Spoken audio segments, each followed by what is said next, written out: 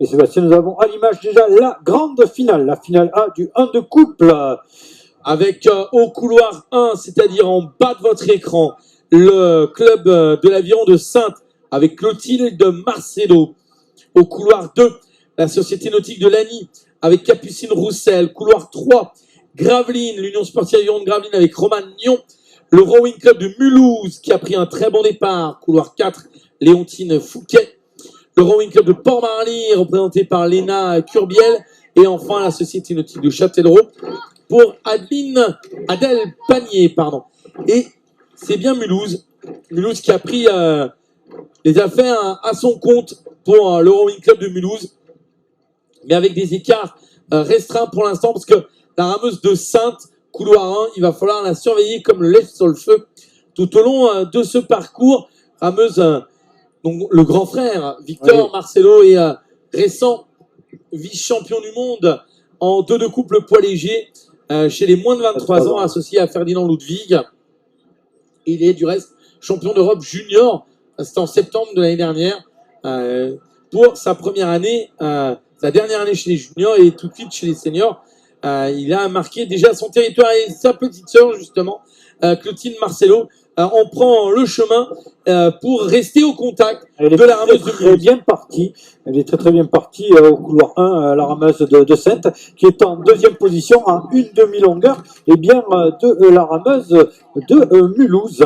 Et ensuite, on a un tir groupé avec Lagny ainsi que la rameuse de Gravelines et de Port-Marly qui sont au contact dans un deuxième rideau, alors que ferme la marche pour l'instant Châtellerault. Et oui, Mulhouse au commandement au couloir 4, au centre du bassin, et toujours la rameuse de Saintes au couloir 1 pour la seconde position. Elle a raison, c'est comme ça, il faut partir vite, il faut tenter sa chance, c'est maintenant ou jamais. Et donc, je pense que c'est ce qu'elle est en train de faire. Oui, avec maintenant le couloir 2, Lagny qui semble marquer un tout petit peu le pas, mais Gravelines est toujours là, couloir 3. Attention à la Gravelinoise, tout comme à la rameuse de Port-Marly, qui sont toutes les deux assez inquiétantes, parce qu'elles sont seulement à une longueur de bateau de la tête de course. Il y a une longueur et demie maximum, ce qui fait encore des écarts largement rattrapables. Tout est faisable, on l'a vu, alors on va le voir progressivement. Est-ce que la vitesse de coque de Mulhouse est plus importante que les autres? Est-ce que les écarts vont grandir ou est-ce que les écarts sont stabilisés? Mais c'est vrai que pour l'instant, il semble que la rameuse de Gravelines soit en train de revenir sur la rameuse de Saintes. On a remis tout le monde sur la même ligne. Saintes, Gravelines et Port-Marly. Avec devant ces 3 concurrentes, eh bien, la rameuse de Mulhouse qui tient l'avantage. Et oui, c'est bien ça. Il y avait 2 secondes d'écart, on le voit, entre Mulhouse et Saintes.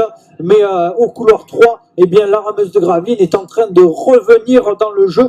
Il y a une longueur de retard. La rameuse de Saintes qui est en train un peu de marquer le pas. On est maintenant pratiquement à 250 mètres de la ligne d'arrivée. Et toujours la rameuse du Rowing Club de Mulhouse au commandement, Léontine Fouquet. Oui, la rameuse mulhousienne au commandement, mais attention à ce duel, voire trio de poursuivants que sont Saintes, Gravelines et Port-Marly qui essaient de revenir, tout particulièrement Gravelines et Saintes qui n'ont clairement pas dit leur dernier mot. Et non, tout à fait, Gravelines, même qui revient très fort sur la rameuse de Mulhouse. Gravelines, pratiquement en bord à bord, une demi-longueur, et la rameuse de Saintes là-bas à l'extérieur, et bien, qui fera une option pour la 3e position. Tout à fait, et ces 2 rameuses sont en train de revenir sur Mulhouse. Il va falloir que Mulhouse déroule et accélère maintenant pour franchir un cap, avec Mulhouse qui conserve légèrement l'avantage sur Gravelines et Saintes. Mulhouse qui conserve malgré l'attaque très appuyée de Romagnon, la Gravelinoise.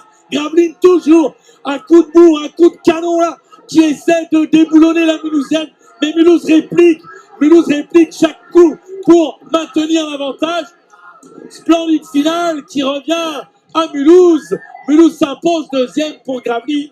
La 3e place du côté de Saintes.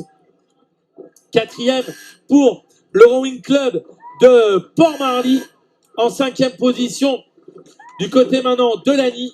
Et la 6e reviendra à Châtellerault. Dans cette finale très animée du 1 de couple féminin. Eh oui, superbe, superbe. Là, elle a très très bien résisté la rameuse de Mulhouse avec la rameuse de Gravelines qui est revenue sur cette fin de parcours. Très très belle attaque de la rameuse de Seine qui est restée. Elle a fait tout son parcours pour venir prendre bien cette troisième position. Alors bien sûr, voilà, la course est validée juste à l'instant avec le drapeau blanc de l'arbitre. Et donc la formule traditionnelle, nous pouvons donc appeler au ponton d'honneur, troisième médaille de bronze, le club de l'Aviron de Saintes. Deuxième et médaille d'argent, l'Union sportive Aviron de Gravelines. Et première médaille d'or et championne de France, le Rowing Club de Mulhouse.